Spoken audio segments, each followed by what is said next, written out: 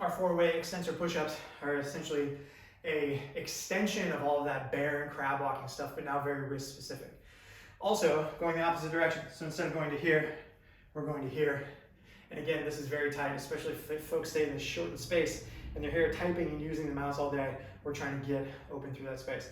So the way you can set this up, sit down, hands and knees, and hands can just go directly out in front. This can be very, very tender the first time people try this, so just bear with me and I'll show you some modifications. All I'm doing is going palms up, back of the hands down, spread out my fingertips so I've got a nice wide base there. I've got basically as much length of all these tissues as possible, and then do your best to straighten your elbows. That tends to be the biggest problem. People are like, oh man, this tissue is so short, I can't get through it. That's fine. In time, this is what we're going for. From there, I am making a fist to bring myself back up. So if I'm way out here and I squeeze my fist, that's basically these muscles going like, okay, we're returning everything back to neutral.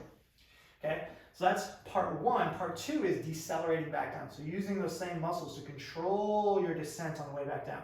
Here would be a non-optimal way to approach this. I kind of just use my upper body to bring my hands back up and slam them back down. Okay, I want to try and isolate the feeling of that muscle. Squeeze up, decelerate on the way back down. Position one, fingertips towards you. Position two, fingertips towards each other.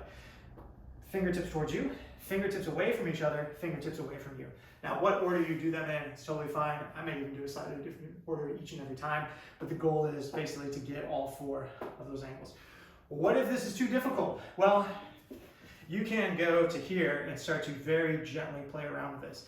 You could even take a seat. It's not really even necessary to be on your knees and start to play around with all these different angles. The point of being on your knees is essentially that allows me to get out in space, and you can imagine being out here is like, this is like very, very difficult than even just going right to here, okay? We're addressing the tissue that runs from your finger to elbow, get some length through here, 4 different angles, sort of an extension of that bear and crawl mechanic, getting my wrists and elbows working in all the directions that they ought to, so you're ready to do whatever it is you have to do for your next task, and you have wrist stability for both sides.